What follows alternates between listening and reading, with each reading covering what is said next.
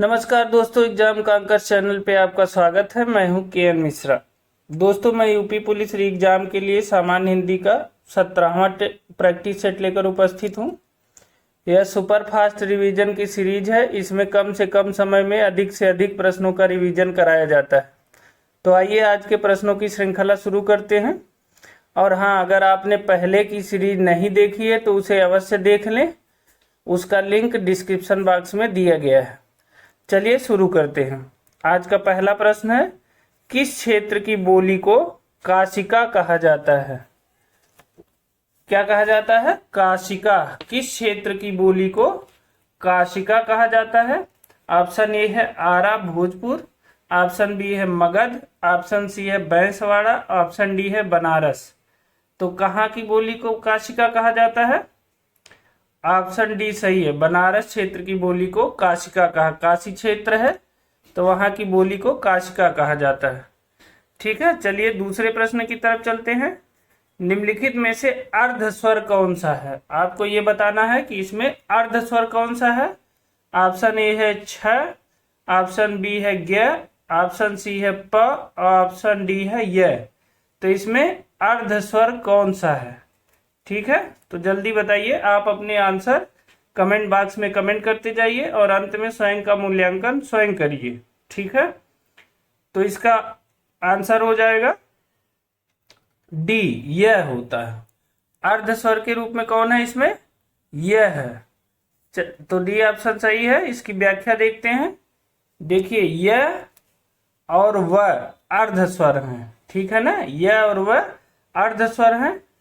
ऐसी ध्वनि जो कभी स्वर हो और कभी व्यंजन, उसे अर्ध स्वर कहते हैं। ठीक है ना, ऐसी ध्वनि जो कभी स्वर हो कभी व्यंजन, उसे अर्ध स्वर कहते हैं। यह और वह अर्ध स्वर हैं। ठीक है ना, याद रखिएगा, ये बहुत इंपॉर्टेंट है।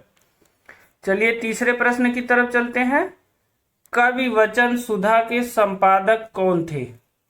कवि वचन सुधा, इसके संपादक कौन थे? ऑप्शन ए है बाल मुकुंद गुप्त, ऑप्शन बी है भारतेंदु हरिश्चंद्र, ऑप्शन सी है गुलाब राय, ऑप्शन डी है राजा शिव प्रसाद सितारे हिंद।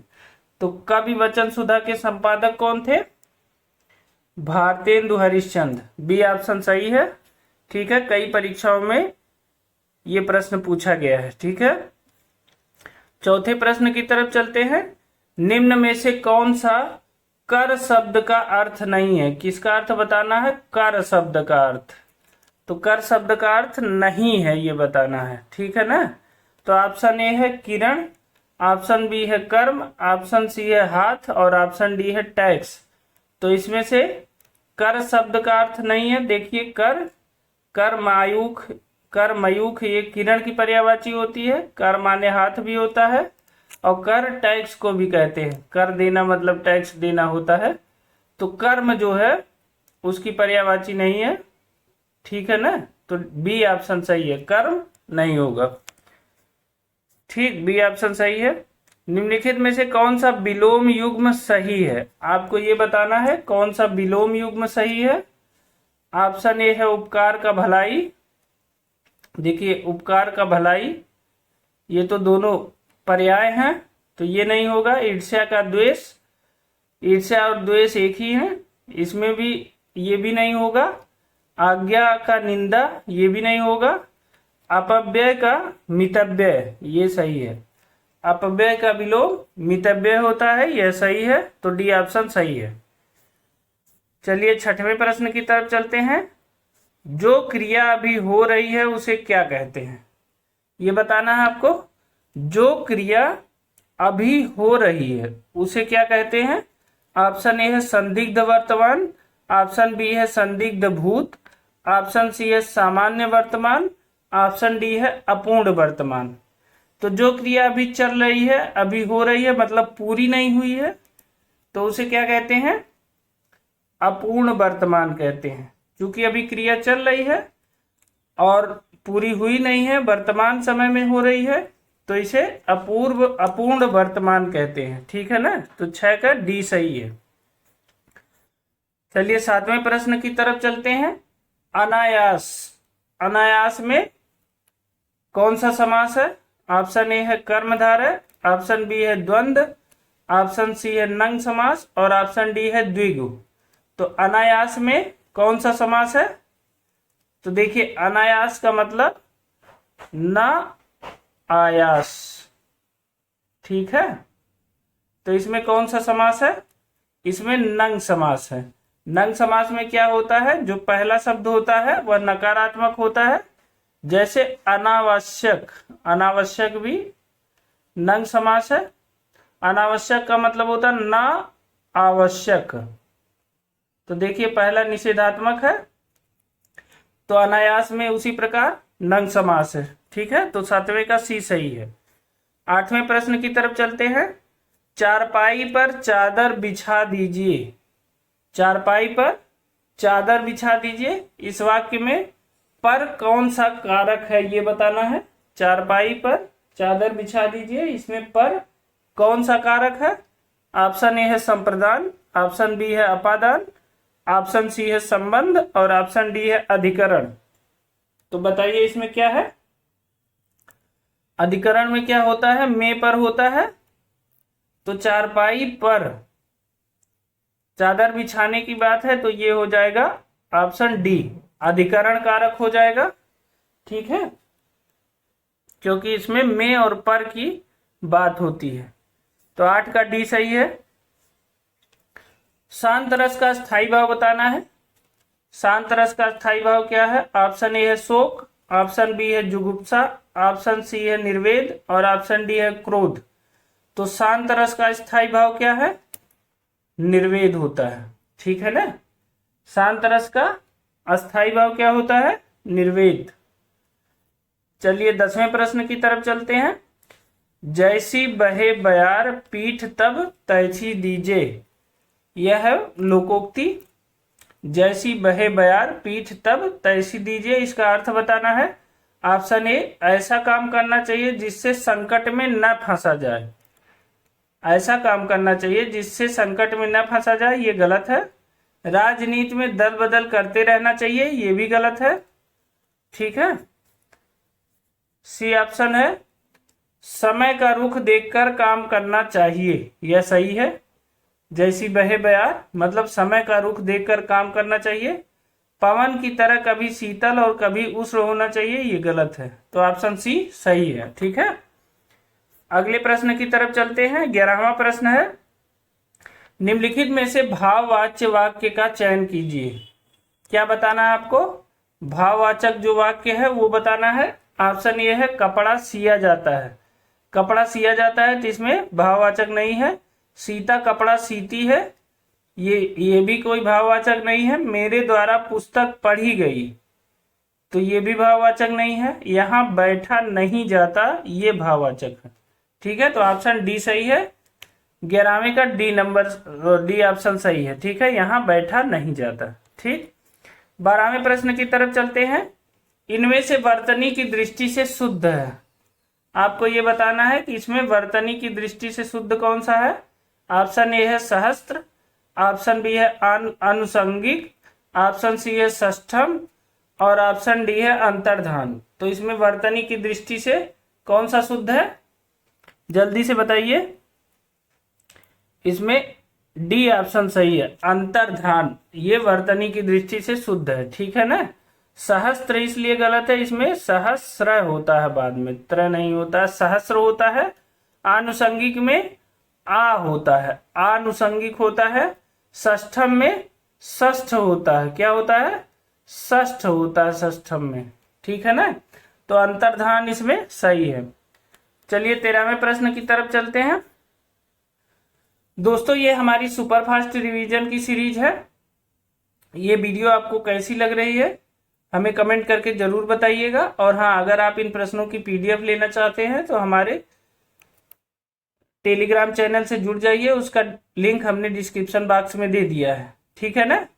अगर आप इस चैनल पे नए हैं तो इस चैनल को सब्सक्राइब जरूर कर लीजिए, क्योंकि आने वाले समय में हम यूपी पुलिस परीक्षा से संबंधित बहुत सारे टेस्ट कराएंगे, जो कम से कम समय में हम ज़्यादा से ज़्यादा रिवीजन कराने का प्रयास करेंगे उसमें, ठीक है ना।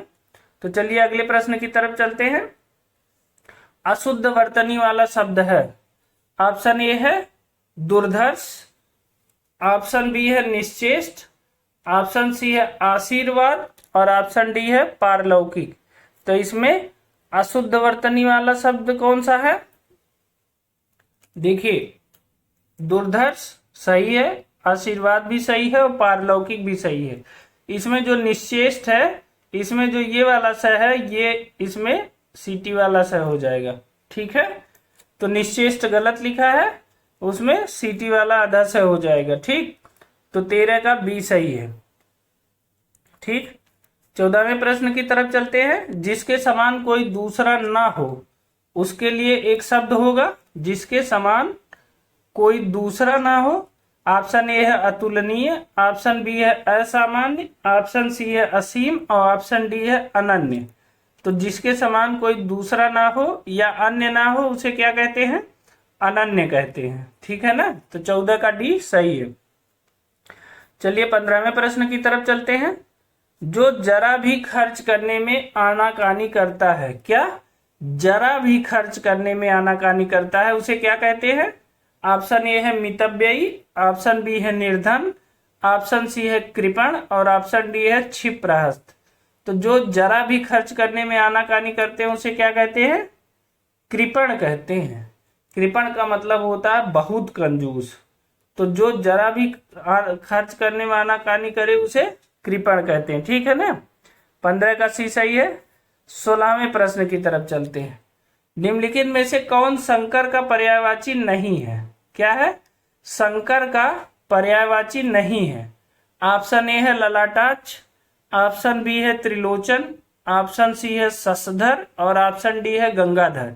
इसमें शंकर का पर्यायवाची नहीं है। देखिए, ललाटाक्ष है शंकर का पर्यायवाची, त्रिलोचन भी शंकर को कहते हैं, गंगाधर भी शंकर को कहते हैं। शशधर जो है ये शंकर की पर्यायवाची नहीं है।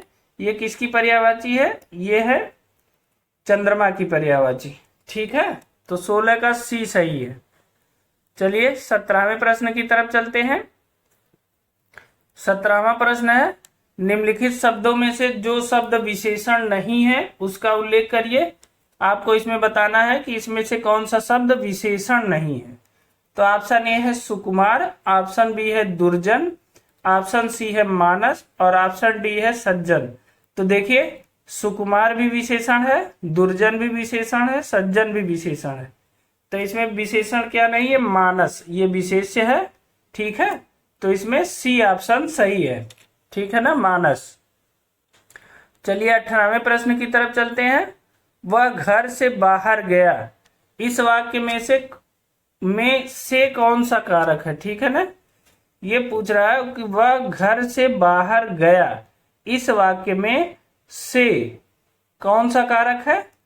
तो देखिए, ऑप्शन ए है अपादान कारक, ऑप्शन बी है करण कारक, ऑप्शन सी है कर्ता और ऑप्शन डी है कर्म। तो वह घर से बाहर गया, इसमें से कौन सा कारक है? क्योंकि घर पीछे रह गया और वो आगे चला गया, छूट गया, तो इसमें अपादान कारक होता है। जैसे पेड़ से पत्ते गिरते हैं तो पत्ते पेड़ को छोड़ दिए, ठीक है ना, तो वो अपादान कारक होता है। वैसे वह घर से बाहर चला गया तो घर पीछे छूट गया और वह बाहर निकल गया, तो ये कौन सा कारक होगा? अपादान कारक होगा। तो 18 का ये सही है। ठीक है, चलिए 19वें प्रश्न की तरफ चलते हैं। सच्चरित्रता किस मूल शब्द से बना है? क्या? सच्चरित्रता किस मूल शब्द से बना है? ऑप्शन ए है चरित्रता, ऑप्शन बी है चरित्र, ऑप्शन सी है सच्चरित्र और ऑप्शन डी है सतचरित्र। तो सचरित्रता किस मूल शब्द से बना है? बताइए। सचरित्रता बना है चरित्र मूल शब्द से। सचरित्र का मूल शब्द क्या है?